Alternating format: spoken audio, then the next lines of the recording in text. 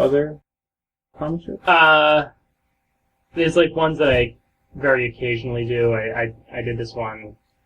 I did one ever. Yeah. This one called Who's Creepy, which literally never touched it since. And that was also in one of the loans, right? Yeah. Yeah. And I used to do this one called Retail Guy, which I only did like for like friends, more or less. I was gonna say that seemed like I work retail and I'm angry. Yeah. and there's been more of it that I've done for the Razor Cake magazine. Have you guys heard of that? No. It's kind of like a less popular Maximum Rock and Roll or something like that, like a punk zine.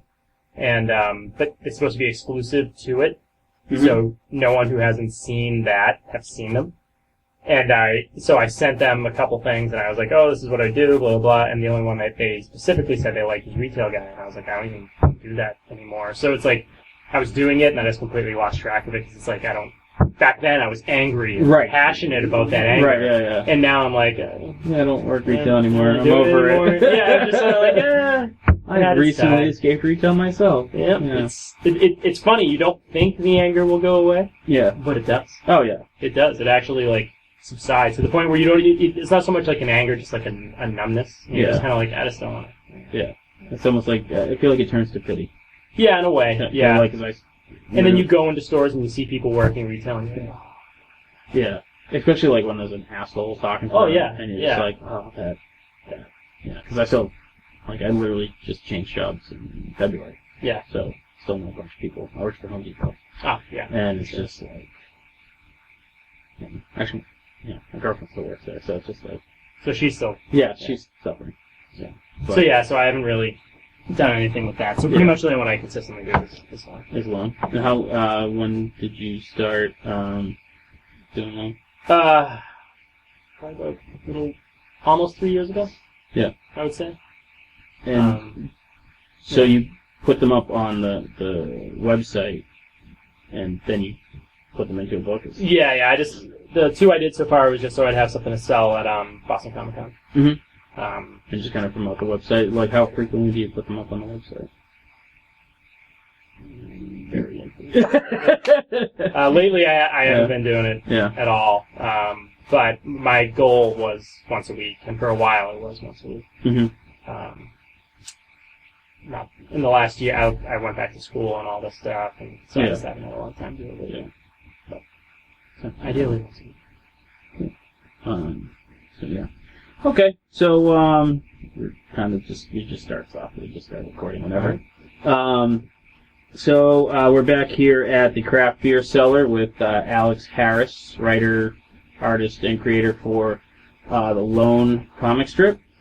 And I totally spaced on what I was going to say. We are sampling today. Let's start with the beer, might as well.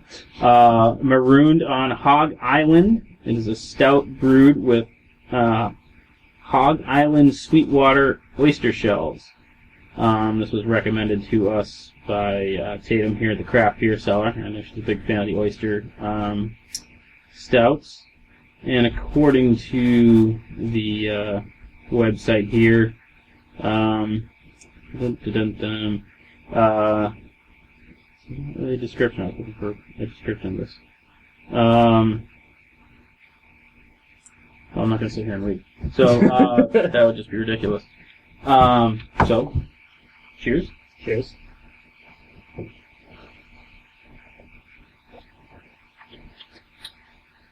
Can't really taste the oysters. No, but it's not bad. That's not bad. No. It's it's just like a good stout. Yeah.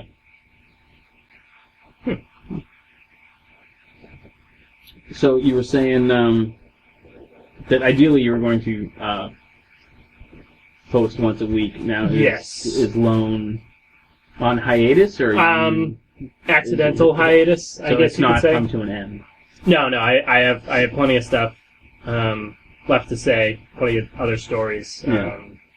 It's just I just lost track of time. And currently I'm working on I'm pitching something for someone else's character. Oh, okay. And it seems like it might work.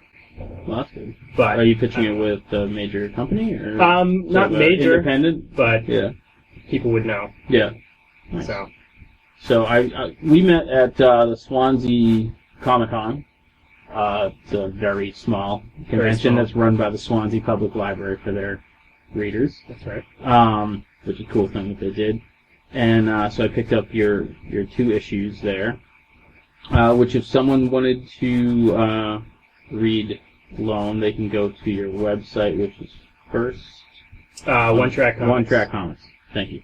There's them all in there. Yep. And it's... Because I remember asking you, I'm like, well, like, what's the angle like? And you're like, oh, it's kind of like I believe you said Calvin Hobbes for adults. I believe. Yeah, that was... Yeah. It's very... I could see that angle. And it's kind of I would say like 20-something type character, and he's kind of trying to find his way in life and relationship. The obnoxious thing about those kinds of stories is that there's no way to describe them without sounding cliche. Right, yeah. You know, so it's like when everyone's like, what's it about? And it's like, it's about growing up. It's about, the line between, adulthood and all that stuff, blah, blah. And it's just, I haven't really figured out a good way to say it without it sounding obnoxious. Right, yeah, you don't want it to sound kind of generic. But at the same point, you're trying to... It's a coming-of-age story. Yeah. But, I mean, it's relatable, I think. I definitely think so. It's anthropomorphized wolf, and his friends in each character is a different animal.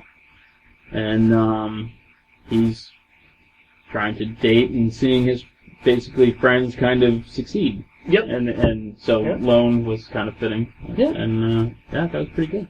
Yeah. And so each one is a 4-panel kind of short strip. Did you ever think about doing more? I mean, there's definitely a through story, but think about doing a more consistent story or a larger story, I should say. Not so much. As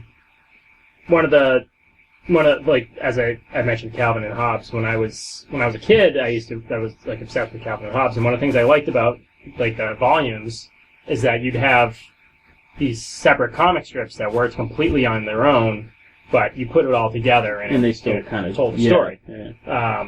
So I kind of wanted to do that, and also it allowed me to get stuff up faster. Yeah. So ideally, I don't have any plans to do anything larger. I mean, some of them kind of really are multiple, scenes in the same scene. Yeah. He's at his friend's wedding and for a few pages. So exactly. Yeah. So it's but I always have to try to find a way to break it into a punchline, right. By punchline basis. But I don't think I'd ever do any a full length comic. Yes. Yeah. I think my favorite one was Toast. That starts off very much like a relationship bitch, and then you find out that he's doing a toast. It was pretty good. I was worried that people wouldn't get that it was a wedding. Yeah. Well, I mean, that's kind of like the big reveal. Yeah, But, so, is this kind of autobiographical? When I started making it, it didn't quite relate to my current life anymore. Yeah. But it definitely related to my life 5 years before that. Because, all my friends, I had kind of 2 groups of friends. One group was kind of party animals, and then the rest were moving on, and they were getting married, having kids, all that stuff. Yeah. I think it's kind of common for that kind of age, Absolutely, and I was happy for them, but it made me feel kind of out of place, so I kind of gravitated more towards party animal people, and I was just alone for a long time, and it's a weird place to be because it's fun and it's not. Yeah. There's a lot of ups and downs in it, and and I started dating someone, and it was kind of the beginning of the end of it, and it caused a lot of change, and so I kind of thought it'd be interesting to kind of document going from that, into from the that, relationship. the 2 different sides of it. So it's at one point you're kind of looking at people who are doing that, and you're you don't get it, and you don't understand it, and then next thing you know, you're doing it, and then everything starts changing around you then, so, I feel there's a lot of kind of both comedy. Perspectives. Yeah. Oh, definitely. Yeah. A lot of comedy in that kind of situation. Yeah. So. There was a stand-up comedian named Richard Jenny, and one thing I always remember was I said at some point in life you have to decide whether you want to be lonely or annoyed, and I always thought that was kind of that great decision. Yeah. That's about right. And so looks like it's done mostly in the computer. I draw it and then I scan it in and color it. And then color it that way. Did you go to art school? Like, where did you get started? I just always drew. I wanted to, when I was like younger and they started doing, I don't know if you remember, but there was like this revolution with like Image Comics came out where like all of a sudden all comics everything were computer colored. Yes, yeah. This really, people forget that really wasn't much of a thing before then, and all of a sudden I was just like, holy crap. It did kind of come like all of a sudden. Yeah. And back then I was like, I got a color like this. This is the coolest thing I've ever seen. Yeah. And so I kind of got like really into like Photoshop for coloring and stuff. But that was all I really knew how to do was draw, scan, and color. Yeah. And then years ago I did a graphic novel by myself, and it took me like 6 years to make it. Mm-hmm. And it was only like 60 pages, but I had to figure out how to do all the lettering and all that stuff. So I kind of forced myself to learn. So pretty much just all self-taught. Yeah. So that's even at that time. I mean, now to self-teach yourself. There's a lot more resources out now than there were. You can YouTube teach yourself. I know almost anything. It's amazing how much stuff. But at one point you really had to buy a book, how to color with Photoshop and all this stuff, and kind of figure it out that way. Yeah. But so what was like your biggest influence? Like at what point were you like, oh, I want to do a comic? Calvin and Hobbes was a big deal for me when I was a kid, and I feel like that always transcended comic strips. Yeah. And it was I remember in high school it was like a religion. Oh yeah. They were kids who just obsessed over it. It's huge, so and like it's so weird. Like Bill Watterson won't license it or anything. He's so mysterious. But and that was a big thing for me because I remember specifically back then they would do this thing where you'd have a strip and then you'd have a punchline. It'd be funny, and then he would do a strip where the punchline is emotional. It's like a sad thing. And it was just like very thoughtful. It wasn't. It wasn't a joke, right. And that always stuck with me, and that kind of made me want to make things. And then it was like just regular comics. I really liked Ninja Turtle comics when I was younger. Yeah. Have you ever heard of Bacon and Hobbes? No. I don't know who did it. And I don't think it was signed off by... I'm sure it was. But it is essentially Calvin has grown up and has a daughter named Bacon who now has Hobbes. And kind of like the whole... Yeah, it was really, really well done. And done, you could tell the person loved and not really trying to take advantage of it. I found something across it online. So, yeah, it's pretty great. So you said you can talk about your project that you're working on, but what other? I mean, do you want to see? Where do you want to see Lone go? I just kind of want to keep making it. Yeah. Ideally, I'd like to have larger collections. Like my ideal thing would be I'd have if I do one a week every year, there'd be a collection of 52. Yeah. New loans, and that I would just consistently do that pretty much forever, as long as I can think of something to say. Right. It's much more difficult. It's easier and difficult at the same time. It's easier to put them out because you can put them online. Hard to make it a living now. Yeah. I mean, print is dead. With loan, I don't really expect to make a living out of that. Yeah. That's more of just that's your voice. I'll be happy if I don't lose money doing it. Well, yeah. That'll be great. Yeah. I did try to get it syndicated at one point, and I got a very polite rejection letter. Yeah. And they were just like, it's good. It just doesn't fit for us. Yeah. It's not really a typical Sunday Funnies kind of comic strip, so I'm not surprised. But at least it was a polite rejection letter. At least they acknowledged you. That's very nice. They didn't have to get back to you at all. I was like, that's great. But I mean that's the tough thing now. Fewer and fewer newspapers, and there's not as many.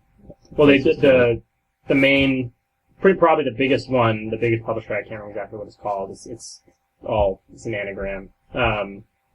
Who has the rights to most of the big ones? Mm-hmm. They also have a thing called Go Comics. Okay. And it's just pretty much a website that works like the funnies. You know, it just has all those on there. Oh, and you nice. can go through new ones and stuff like that. So I think a lot of them are moving towards stuff like that digital, to kind of keep it going. But yeah. Do you work in other more traditional paintings or anything like that? Not since high school, although oddly enough, I've been thinking I want to get back into it. But, A couple of what flies down here. a couple of rogue fruit flies. Yeah, when I was in high school, I painted and I liked it. But I was like kind of a brat in high school. Yeah. You know, I was like the kid in art class who was good at stuff, so I was like, I'm not gonna try. Yeah. Like, I'd be like, ugh. Like, there'd be like an assignment due, and they'd be like going around the room with everyone talking with their assignment. I'd make sure I was at the end, and I'd start it, and I'd finish it by the end. By the time they got around to it. I think I was so cool. And my teacher at the time, he was just like, "You're an asshole, Alex. Yeah. Like, you got to try harder." And he pushed me, and I didn't pay attention. But so I like painted a little, and I definitely wish I did it more because it's very different medium. And I love like those old painted movie posters. That they never do anymore. Like Drew Struzan? Yeah. Yeah. And there's like people who are doing it now. Like I don't know what the guy's actual name is, but he goes by like the Dude Designs. Oh. He did like the poster for Hobo with a Shotgun. Have you Oh seen yeah. that? Yeah. And he like there are a few people who do it now, but generally a lost art form. Yeah. Oh yeah, it's definitely now. It's just photos and Photoshop. Just a bunch of Photoshop. Some guy in a and was it Drew Struzan recently came out of retirement or something? I can't remember what it was. Oh, was it the new Star Wars poster? I think it was Force Awakens. Yeah. I actually, the first art show I hung in, I was lucky enough to. Well, I don't know if I was lucky. I suppose I was lucky. It was very nerve-wracking. I hang directly across from him, and did not like that show. I would have been very. Yeah, it was an interesting experience, but yeah, his stuff's amazing. So you mentioned Calvin Hobbes, but like, what other artists you find inspiration from? I really liked Jim Lee back in the day. Yeah, he was a big deal when I was younger. From like the X-Men, Wildcats, 900 cover variant. Yeah. Days, yeah. One of my favorites used to be Eric Larson. I used to think Eric Larson was like the best artist. Yeah. And now he just doesn't seem as interested in trying that hard, which is fine. But he was a big deal to me when I was younger. I'm not sure who else. Jim Aparo. He did like that Batman Death in the Family run. Oh yeah. Okay. Yeah. He was awesome. Yeah. I liked him. But I don't know. I didn't really have specific. I feel like I didn't have specific art people until I got a little older. Yeah. Bruce Timm, like Batman animated series. Mm-hmm. That was like. Oh, that stuff was. That like changed my. Yeah, it was groundbreaking when it came my brain. out. Yeah. So you're clearly a comic book fan. Are you currently reading anything? No. Well, see, I used to work at a comic book store, right? And so I would. It was the best. I was just like every week I'd put out the comics and I'd be like, read a just few, like flipping through them, and then I'd put them aside. I was like, oh, I'll buy these. I never bought them, and I just like read them on break and stuff like that. So yeah, if you're wondering if you go to a comic book store if the comics you buy were read already, they probably were. Yeah. Someone probably had them like sitting away, and then they read them while they were eating some Doritos in the back room, and then they put them back on the shelf. Carefully, obviously. Yeah. That all depends on the store too. Yeah. Like definitely. The smaller mom and pop type ones. Or... Yeah. So I read a lot of comics, and now I just like never get into a store or anything. Last time I went got into a store to buy stuff, I like caught up on like recent Batman, like Snyder Batman and stuff. Mm-hmm. I'm still a little behind on that. I got this comic, Space Riders. You know what that is? No. I can't remember the name of the writer, but the artist is this guy, Alexis Surritt. Okay. And it's like, his art's like super trippy and kind of looks like this weird, like if like Jack Kirby did like all the drugs. Yeah. Like all the drugs and drew a comic while on them. Yeah. That's kind of what his art looks like. It's really weird. Because it's Space Riders. Space Riders. They fly around on a giant skull. The spaceship is a skull. It's pretty weird. But it's like it walks. It's almost like a B movie in comic book form in a lot of ways. It's interesting. That was pretty cool when I found that. So you must be a B movie fan, hanging Hobo with a shotgun. Most people don't bring that up. What, people don't talk about that all the time? Well, people I know do, but like I go to work and start talking about it, they think I'm insane. Yeah. So like what kind of movies do you kind of? I love B movies, like old horror movies. Yeah. Friday the 13th. Any of those like Italian horror movies were a big deal with me, like Argento movies and Fulci movies. The kind of like action movies they don't make anymore that they only made in the 80s, like RoboCop and Terminator and Predator and stuff like that. Like the uber violent, just to be violent. That kind of stuff is generally my bag. Nice. I was saw there's a horror type of Netflix. Shudder.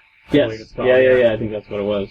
I just found out about that the other day. I haven't had a chance to look into it. It has a lot of stuff on it. I haven't tried it out yet either because they're still kind of early in their stages. But they definitely. I would say they have more horror movies than Netflix, but they still don't have a lot of movies. Are you an MST3K fan? Yeah. I'm excited about the new. Yes, I've been kind of looking forward to that. And we generally check out the Riff Track live and stuff like that. I haven't done that, but I mean, I used to watch all the Riff Tracks trailers. Yeah. When they started doing that all the time, which was great. And I don't think I ever bothered to watch any of the full movies, but yeah. Although it's like a bunch of new people now.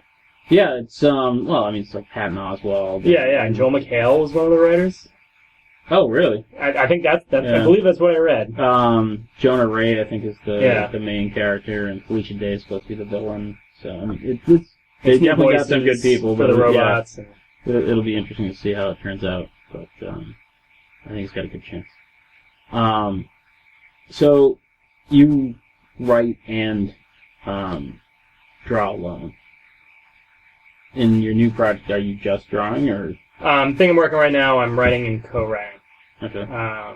Do you have a preference? I just said writing and co-writing. Co-writing, you did. I'm drawing and co-writing. And I probably could have written it on my own, but I thought it'd be more fun to involve someone else. Do you prefer to draw or write, or just kind of like work on the whole project, or? I probably prefer to work on the whole project. Yeah. Because it's like world creation when you do the whole thing. You know, it's almost like directing your own movie that you are the entire crew on. So it's more work, but it's very rewarding to literally, like, you start with like a blank piece of paper and you create the whole thing. Yeah. And this being a collaboration, is this the first time you kind of collaborated, or? Probably the most.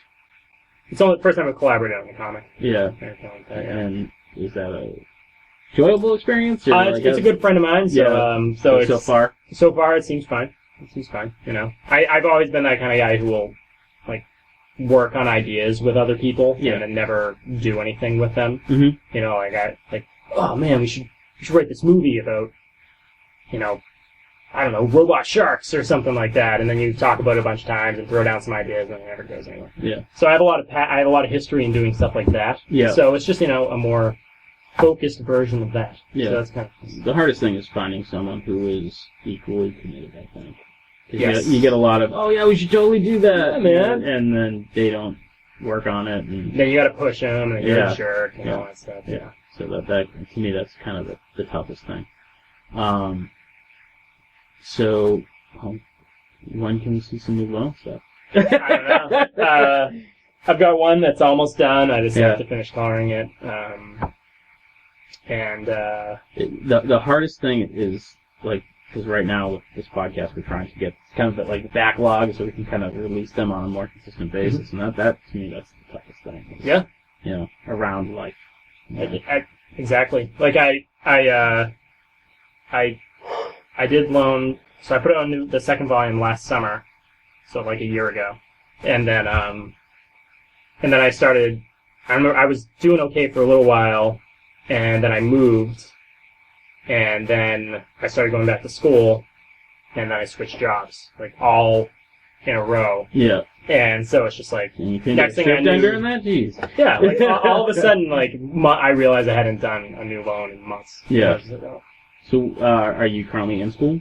Yeah. For art? Or Computer science. Computer science?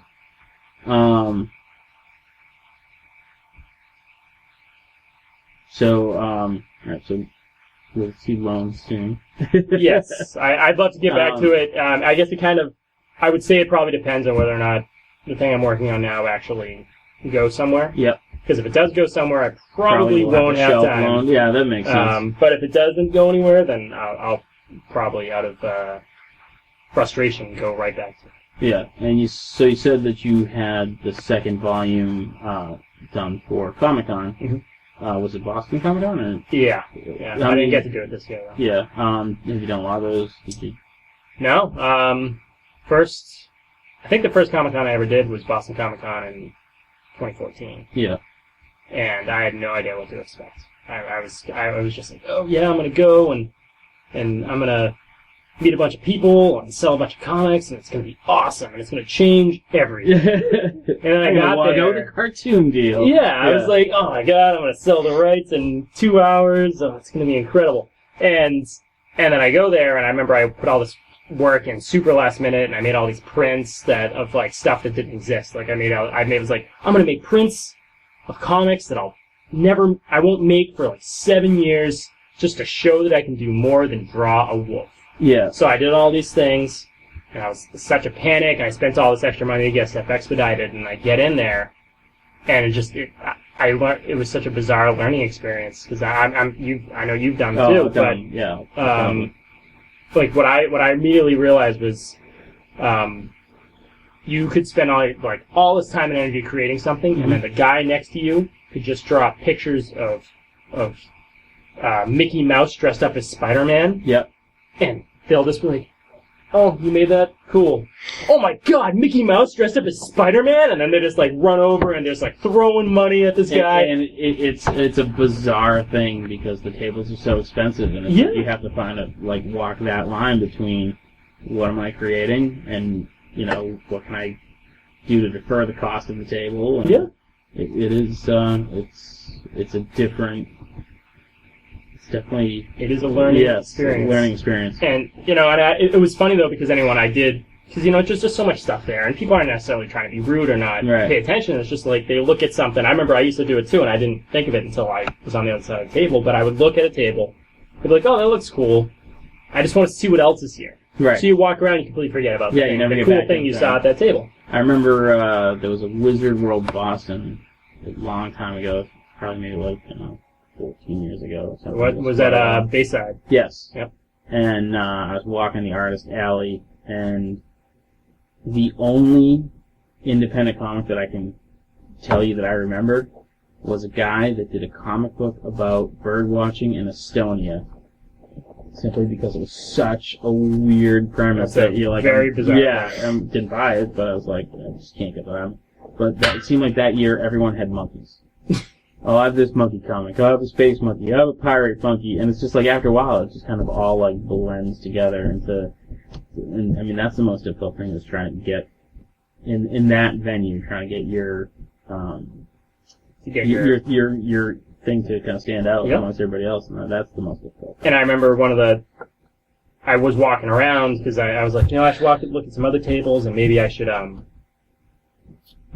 could probably talk about this for hours, but I was walking around and I was looking at other people, and I saw this guy who was selling collected volumes of things that were similar. They were like comic strips. Mm-hmm. I was like, oh wow! And so I started talking to him, and I asked him about how he does it, like how does he promote this stuff? Because I find it hard to promote this kind of stuff because it's so different than just basic comic books. And I remember he was like, I just go right to people. I get in their face. I don't apologize for who I am. Some people are very aggressive, yeah. And he was just like so aggressive, and I was just like, okay. And I was like, all right, I'll go with it. And I tried talking to him, and I tried talking about what I was doing. And then someone else walked up, and he just immediately turned away from me and started talking to them. And I was like, see, I want to do better, but I don't want to be that guy. Yeah. I never want to be the guy that convinces someone to spend their... Yeah.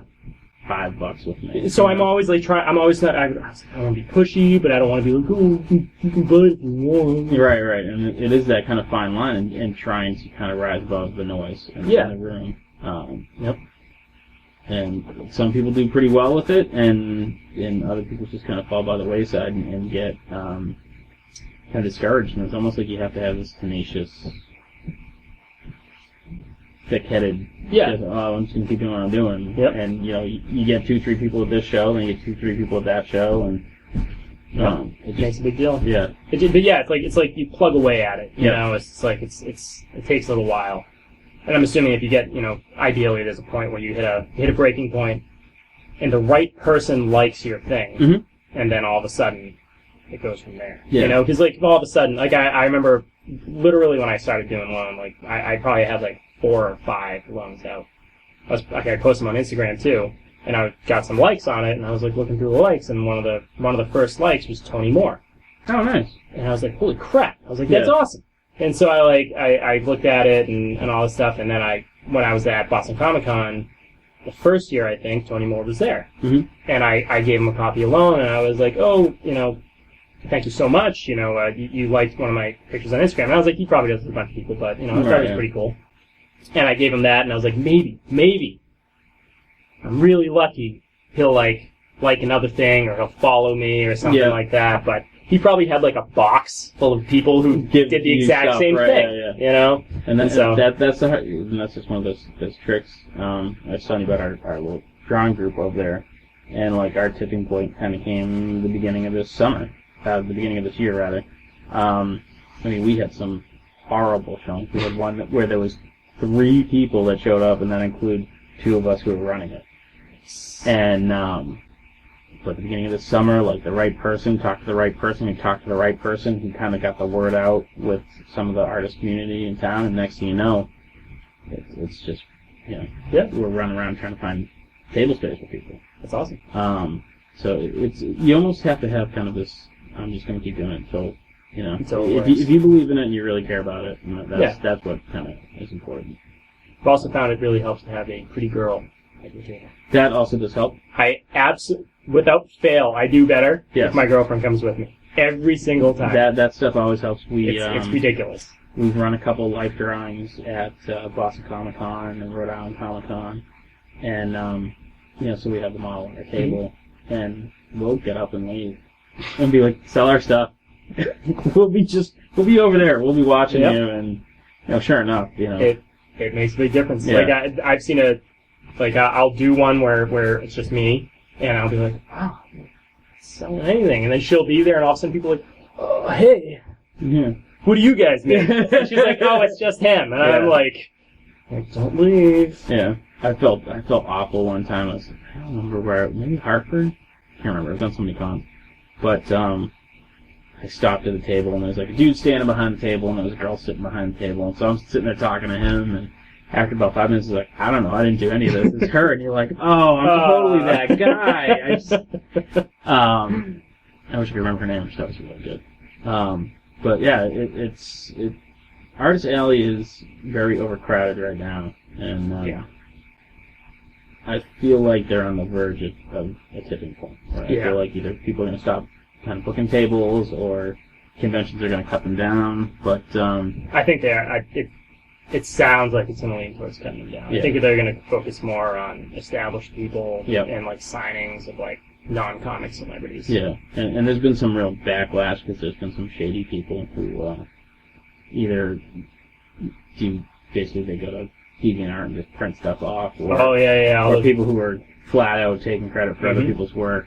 I've seen a lot of that pop up. Yeah, I kind of actually there was one Rob Granito. I don't know if he was kind of like one of the first ones, and he just kind of crazy stuff. And it's weird. I met him at convention like years ago because I used to own a comic book shop, and so I was set up as a vendor, and he was kind of set up at the table next to me. Super nice guy. We're chit chatting, and thought it was great, and invited him to do a signing up at the shop because I thought his work was good. And then like 5 years later, he's got a huge booth, and like it totally broke while he was at a convention that 90% of his stuff is all knockoffs, and And if you look up his name, the story is really interesting as well. Really? Bleeding Edge, I think, wrote the story. And then Makes he was sense. trying to sell himself as the Charlie Sheen bad boy of the comic industry. And we're like, no, that's not the case. You can't really be the bad boy of the comic industry. There was like all sorts of like craziness. Like he was posing as other people and sending emails, trying to like legitimize what he was doing. Hell, it was pretty crazy. It's a lot of work. Yeah. To not do work. Yeah, it was almost too much work to just draw. But yeah, it's you get a chance to check it out. It's kind of I'll definitely an interesting story. So do you plan on doing any more conventions? Or? Yeah. I hopefully will be able to do Boston Comic Con this coming summer, but I know that they got bought.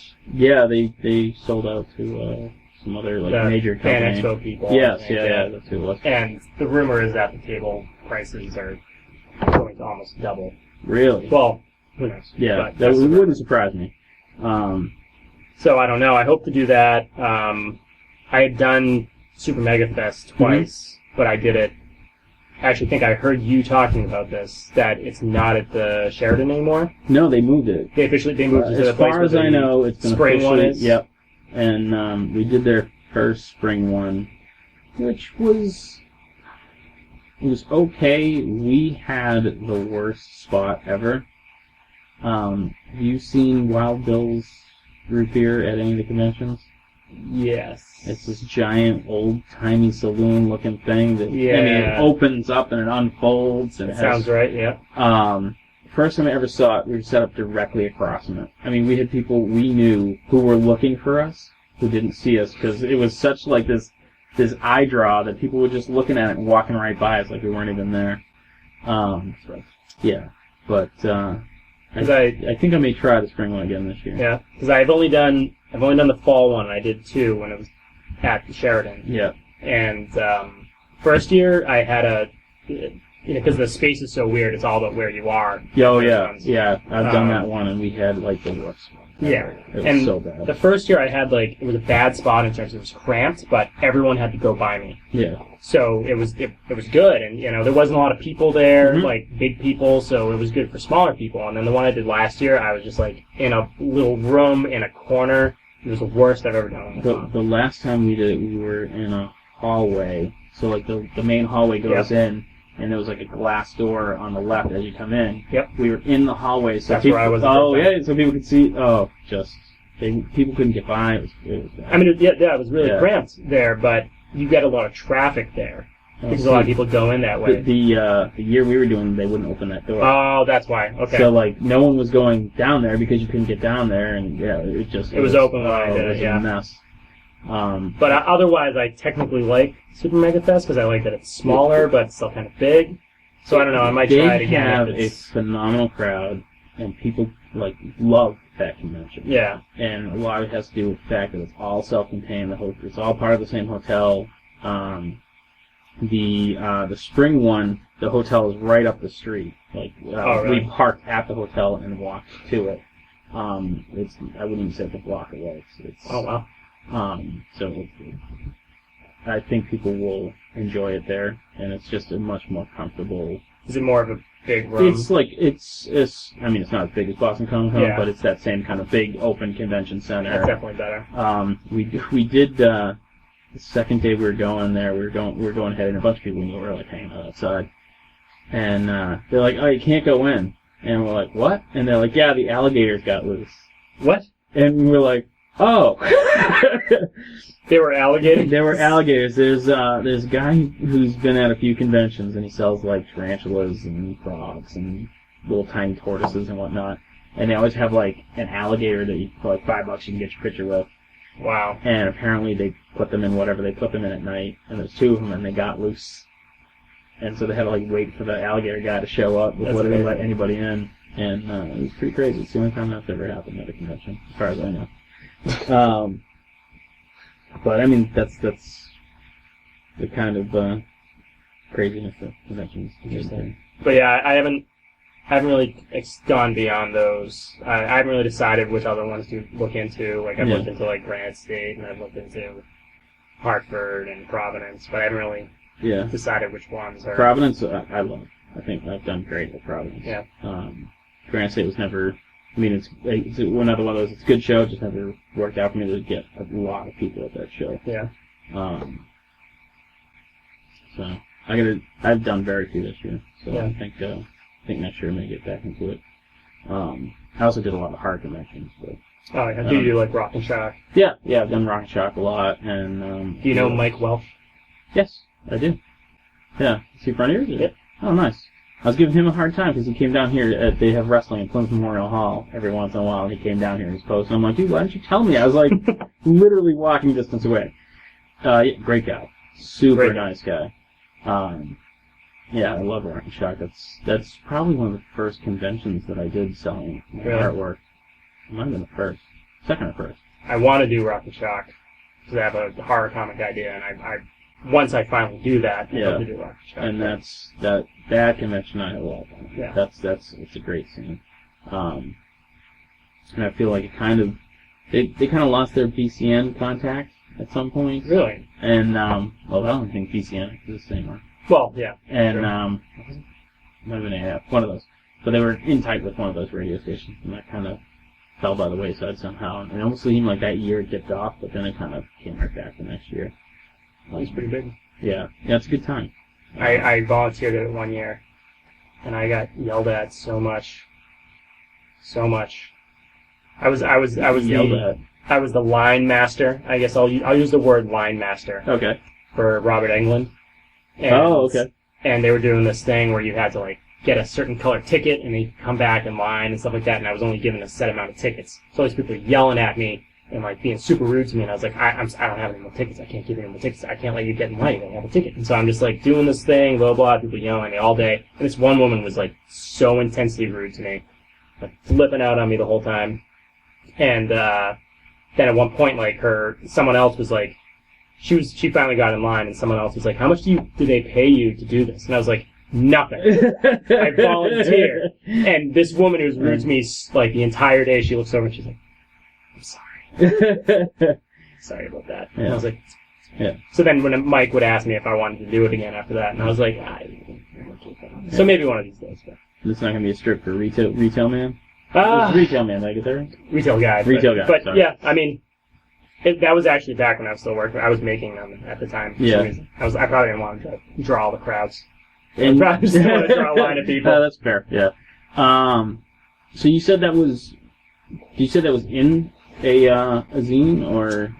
It's an online. Like they have an actual zine, but they also do like online stuff. Yeah.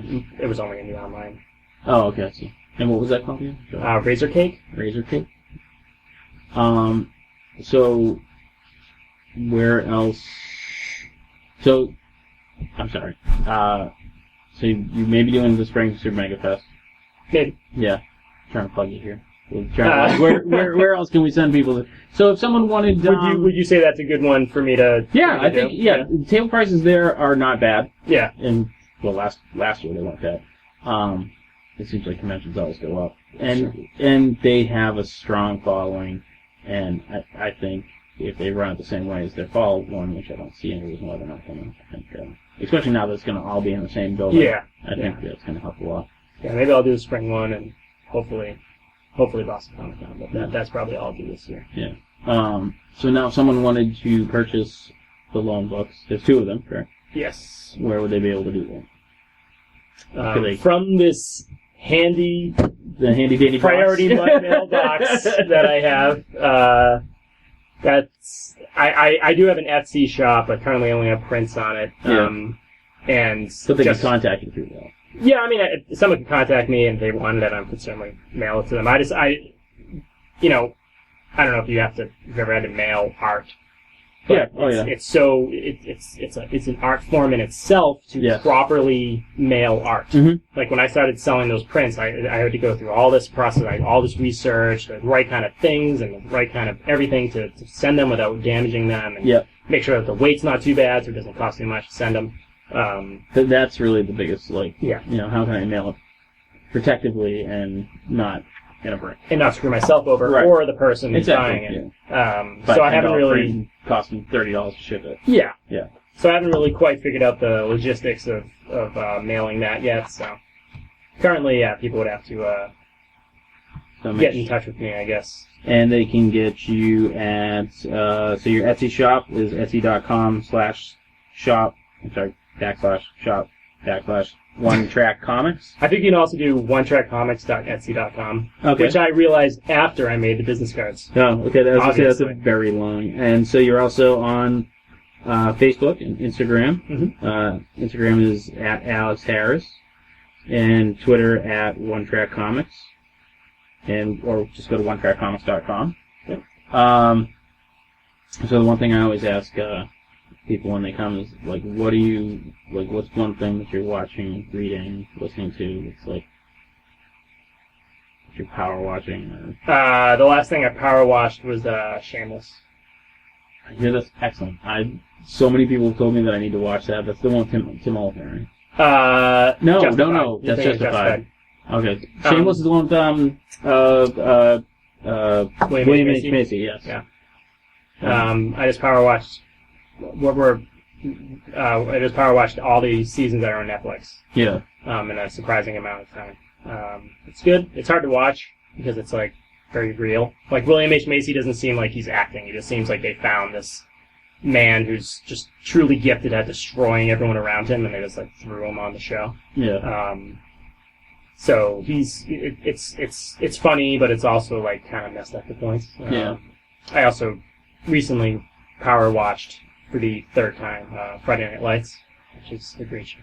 I've never watched that at all. It's so good. I'm not even like thing, right? I'm not even a football guy. Yeah, you're not a sports guy? I'm not really. I mean, I like hockey, and I don't hate sports. Yeah.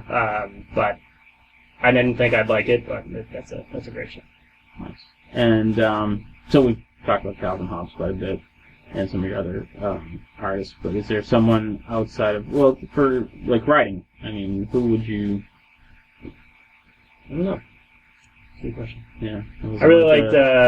I tend to gravitate towards like writer artists and stuff like that. Like I really like Darwin Cook. Oh yeah. So that was a major bummer. Yeah. And I like Scott Snyder as a writer. He's good. I used to love Bendis, like early, Ultimate Spider-Man. I either really like or really can't stand Bendis. Like every once in a while, there's just like I remember there was going back a bit. There was a Civil War issue that was. The entire comic was the Sentry on the Moon just complaining to himself. I'm like, this is horrible. Yeah, I didn't. He always like throws me off. Like sometimes like the Bagley run Ultimate Spider-Man. Pretty much everything up until Bagley left, and even for a little while after that, but up until Bagley left was like golden. Golden comic books. Yeah. And they did that. They did this one issue where it's all Mary Jane and like Peter's like not in it at all. And it's like one of the best issues I've ever read of any comic book. And it's just like he definitely does kind of push the bounds of what you would normally expect. But I mean, sometimes it's just like that Sentry one was just. Yeah, he kind of fell by the wayside for me. But like early Ultimate Spider-Man Powers for up until a certain point. And that's a show now. Isn't Powers a show? Yeah, it's on PlayStation Network. I was gonna say it's on something weird that I know I don't have. Not anymore. Not anymore? Is it canceled? Yeah. No, our research department says it's canceled. But because I heard that, I'm like, I do want to check, and then I found out it was on. Which that's kind of a cool thing now. Is there's so many places for stuff to be made, but then it's like, how many $7 a month can I pay? Yeah, I know. It gets to be hard to keep track of, and then when it's like the only show on a thing that doesn't have shows, it's usually like I remember seeing the Powers thing pop up on my PlayStation, and I was like, that looks like a show that'll get.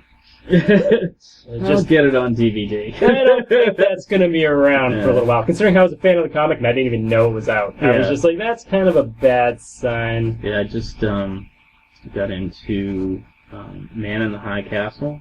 I've heard. I have no idea what that is. It's on Amazon, which the only reason why we have is my girlfriend buys everything online. So she's an Amazon Prime member, so I'm like, great! That means I can watch stuff. And it is a phenomenal series, written by Research. The research department is unavailable at this moment. He also wrote Blade Runner and Philip K. Dick. Thank you. and it is what if is it America had lost Yeah, World that's War right. II. Just phenomenal. I saw an ad really, for that. really well done. You can tell they put a lot of money into it, and it got greenlit for season 2, which I'm super thankful for, because it definitely left on a cliffhanger. Yeah. So I'm looking forward to it. I also watched, I never seen Silicon Valley until recently. I haven't seen that either. The show. So good. Yeah. It's hilarious. Like a legitimately incredibly funny show. Is it just kind of about the it's just about a computer startup. industry? It's about a dudes who start a startup, and T.J. Miller's in it, and he plays like an eccentric, Oh, he's good. like not millionaire, but like rich in those terms kind of guy, and he's incredible. And Martin Starr from Freaks and Geeks, Okay. and he's so good on it, and really, that's a great I'll show. have to check that out. Yeah, just was able. Me and my girlfriend had very different tastes, and the one thing we sat down and watched together was Stranger Things. I haven't made the plunge yet, because I put it on my list, and then all of a sudden everyone blew up about it, so I kind of wanted some space from it before I actually watched it. It's one of those when people say something's amazing that you kind of Just have an expectation that it's hard to read. Yeah, I was like, I'll watch it on my time. You definitely should. Yeah, no, I'm sure I'll like it. Excellent. I'm not sure if she will or not. It can go either way. Yeah. You know? But being a kid of the 80s, I think I found it scarier because it kind of triggered like all those movies that I wasn't supposed to watch at the age I watched it, so kind of this deep-seated fear. But yeah, it was really good. So again, hopefully our listeners will go to your website and check out Lone. Yes. I thoroughly enjoyed it, and I'll keep hounding you until we get some new ones. Yeah, hopefully I'll... Apparently that's my thing. I go on here and like hound people. Yeah, hound people and give them jobs and tasks and. I'd say that's a problem for a lot of people at my level is we're just not putting out enough stuff. Yeah, that's probably the biggest criticism I get. The hardest thing is trying to, when you're not making a living at it, produce the same amount that people who make their living at it. It is kind of a trick. But we'll look forward to more. And just for our listeners, just so we can kind of plug Inebri-art a little bit while we're here, they can follow us on Twitter at Inebri-art, which we finally corrected that, so it wasn't. And they can also follow us on Facebook. And our first annual art show will be October 8th at the Dirty Water Distillery. So anyone interested in submitting artwork for that can go to Facebook and find out how to do that. The submission date is the 29th. And as always, we have our life drawing at the New World Tavern the first Monday of every month, unless there is a holiday. Then we bump it to the second Monday, and that starts at $7, $8 admission. Bring whatever you'd like to work in and draw from the model. And Alex, thanks for coming down. Thank you. Yeah, it was a lot of fun. So, cool. Thank you. All right.